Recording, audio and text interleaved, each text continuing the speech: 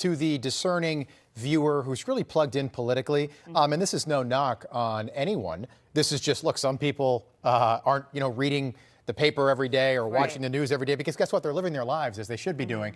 I think that when you see that debate, again, not to use Kennedy Nixon, but people that heard it on the radio thought Nixon won because the substance of what he was saying was there. But when you watched on TV, dazzling John F. Kennedy, paints quite a picture on a television screen, and they thought that JFK won that debate. Tell me, what do you think happens to the Commission on Presidential Debates moving forward, and how do we correct this anomaly that we've seen play out throughout the past year, not using the Commission on Presidential Debates? I hope that changes heading into 2028. Well, we're not going anywhere. We're still around.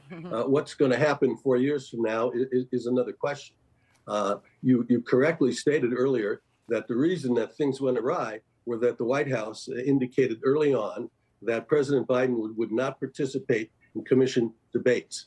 And therefore, now former President Trump had originally said that, but later changed his mind a year ago, saying he would debate with the commission.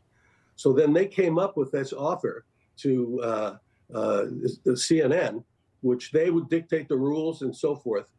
And the president accepted it, the former president accepted it, which I think was a mistake. They should not have gone along with what was set in stone by the White House. And then they again had to deal with the same sort of rules when the former president debated the vice president.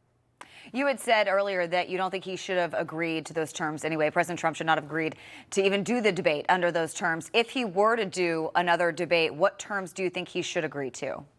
Well, I think if you've ever watched any of the commission debates, what we do is we take the 90 minutes, we divide the 90 minutes into 6 15-minute segments, each segment to cover a specific issue. One may be foreign policy, one may be education, one certainly would have been the border and the economy. And to start out each of those 6 15-minute segments, each candidate gets to talk 2 minutes without interruption. And then the remaining 13 minutes or 14 minutes, the moderator and the candidates are supposed to debate and go through and get into the depth rather than a 2-minute answer that really is easy to avoid getting to the. So I hope that if they were to do another one, that they would follow those sort of rules. Moderators are facilitators, not participants in the debate.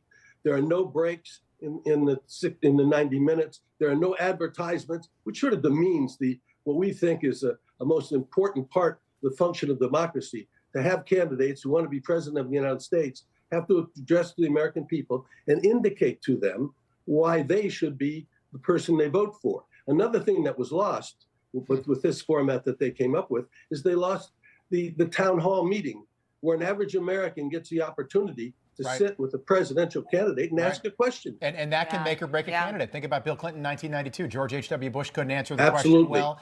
Ross Perot did an okay job, but Bill Clinton, he answered that question about the national debt. He was so eloquent, and that might have... I feel your pain, Rob, remember? Exactly, I do. So, look, we're out of time, but I'm going to take some more time, Frank, because I'm so darn interested. You also said that the candidates should be doing the fact-checking, not the moderators. In about 30 seconds, could you comment on your assessment of the performance of David Muir and Lindsey Davis? I have my own opinion. I won't share that, although I have. And then I just want, if you could tell me who you think did it best. You've been in it since 1988. Who moderated the best, in your opinion? Well, they were the worst. Okay, we'll start there. ABC was the worst there.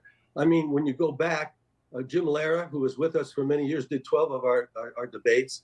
Bob Schieffer did a great job.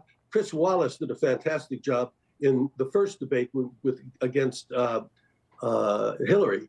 Did a very, very, very, very good job. I wasn't thrilled with this 2020 when you look at it that way, you just, the comparisons really, I think, look at these two people who I don't know very well. It's interesting. I've been involved in politics for well over 50 years. I've met David Muir once. I never have met the other moderator. But I thought this cycle, I thought that CNN, they did a very good job. Even, I think, if I remember right, President Trump actually commended them that they were facilitators. They didn't get involved and start to be debaters themselves.